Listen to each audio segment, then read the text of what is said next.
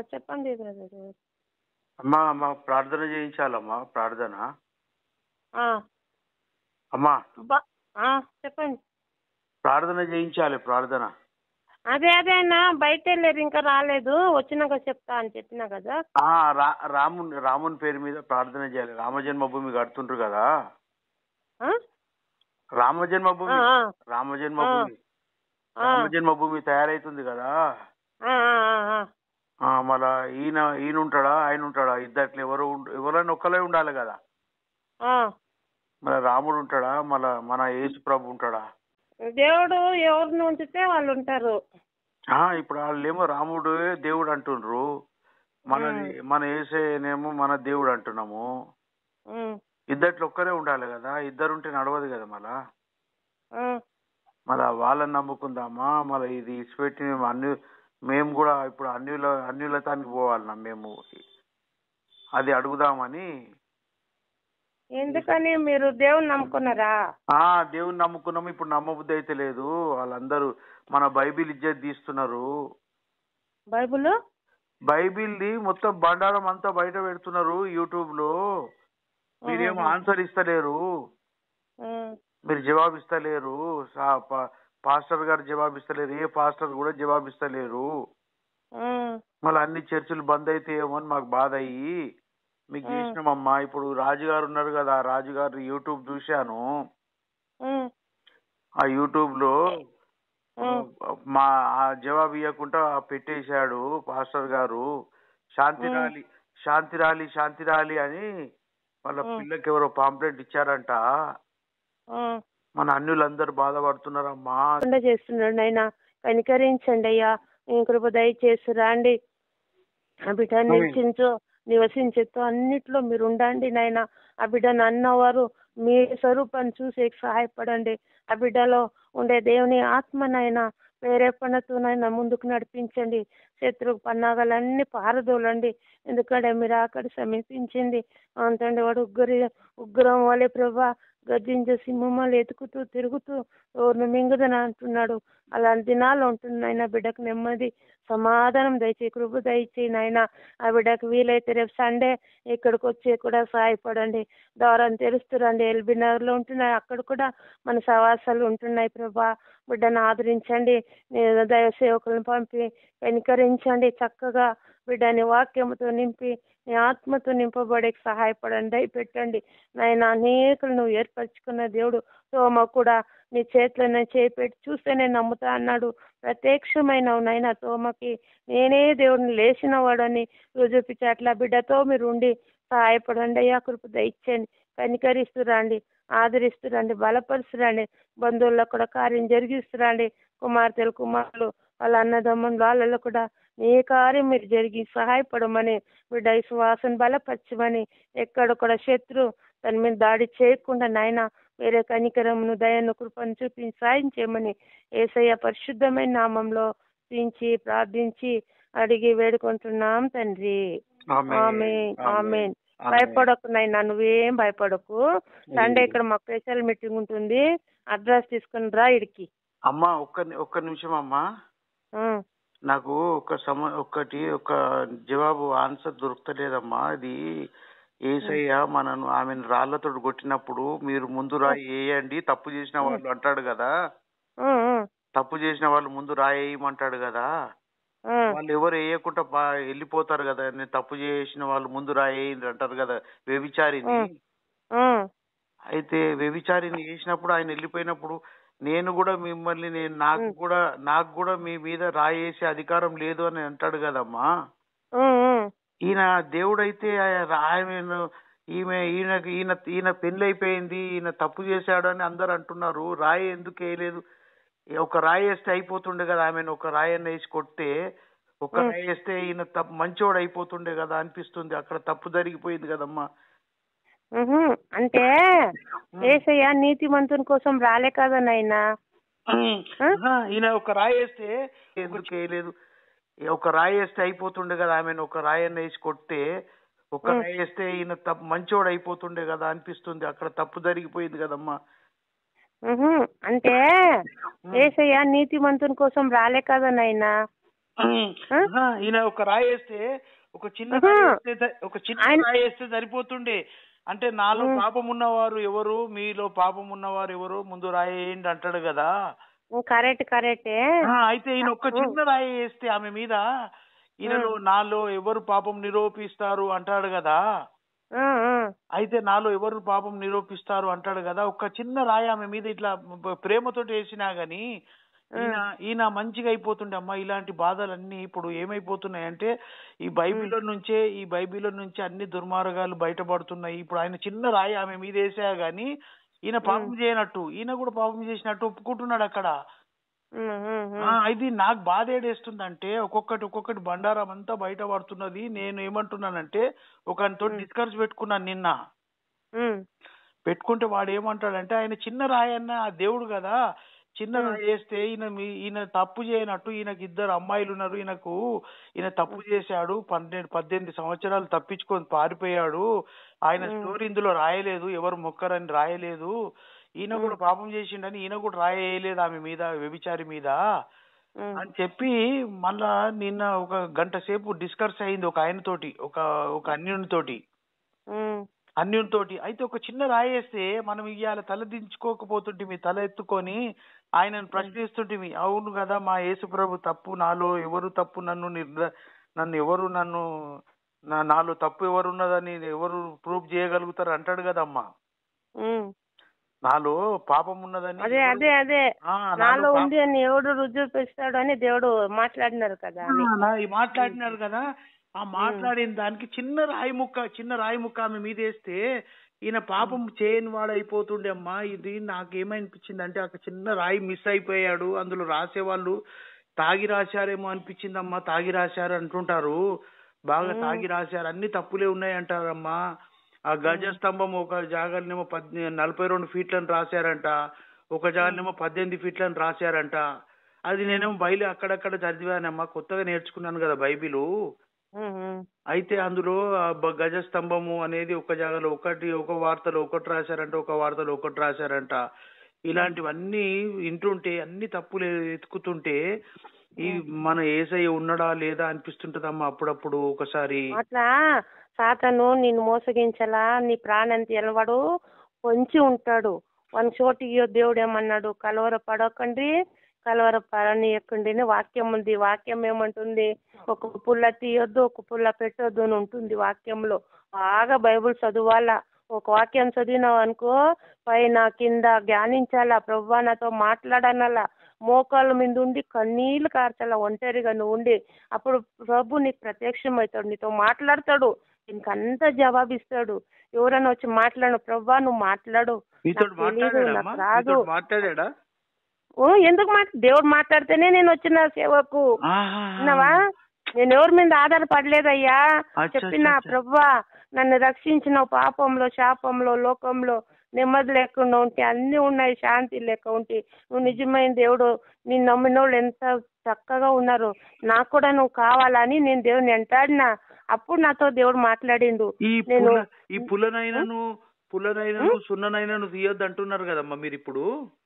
తీయొద్దు, తీసిండ్రు కదమ్మా వీళ్ళు ఆల్రెడీ. వాళ్ళు విడిచిపెట్టు, వాళ్ళు లెక్కలేదు, వాళ్ళు విడిచిపెట్టు, వాళ్ళందరూ కదా. మళ్ళీ వాళ్ళు తీసేయని ఏమన్నా చేయని. అది తీసినందుకేమో ఇలాంటివి వస్తున్నాయేమో అనిపిస్తుందమ్మా. ఇప్పుడు నువ్వు ఎట్లా నాతో మాట అట్లా దేవుణ్ణి అడుగు, దేవుడు స్పష్టంగా మాట్లాడతాడు, నెమ్మది. మీరే చెప్పారు కదమ్మా వాక్యం ఉంది, మనం కలుపుకోవద్దు. వీళ్ళు ఎందుకు తీసేశారు పుస్తకాలన్నీ, ఎందుకు తీసేశారు? మనము సొంతంగా దాంట్లో కలిపి మాట్లాడకూడదు, దాంట్లో లేనిది చెప్పకూడదు. తీసేశారు, ఉన్నది ఎందుకు తీసేశారు? తీయొద్దు అని చెప్పాడు ప్రభు. వాక్యం చెప్పింది, నమ్మదగింది దేవుని మాటలు. మన ప్రభు తీయొద్దు అని చెప్పాడు కదా. మన ప్రభు తీయొద్దని చెప్పినాక ఈ దుర్మార్గులు ఎందుకు తీసేశారమ్మా? ఈ దుర్మార్గులు తీసేసినందుకే ఇవన్నీ ఇట్లా ఉగ్రతలు వస్తున్నాయేమో అనిపిస్తుందమ్మా.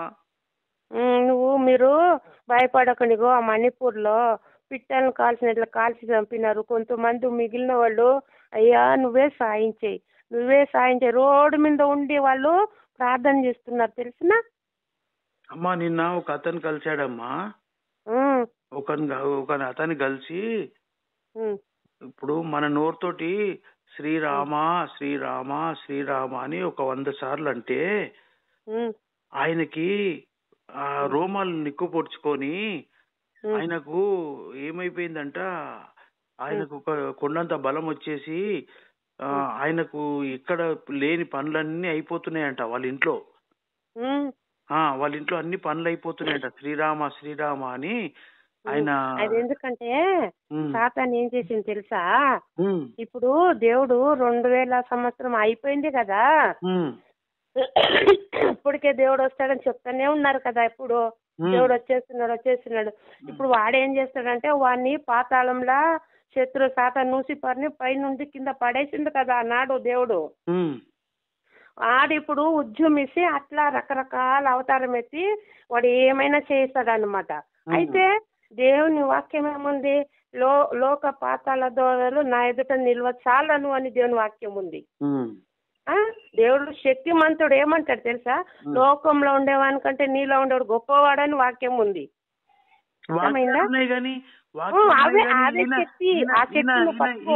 ఈయన ఎవరిని కొట్టాడమ్మా, ఒక్కరిని కూడా కొట్టలే కదమ్మా.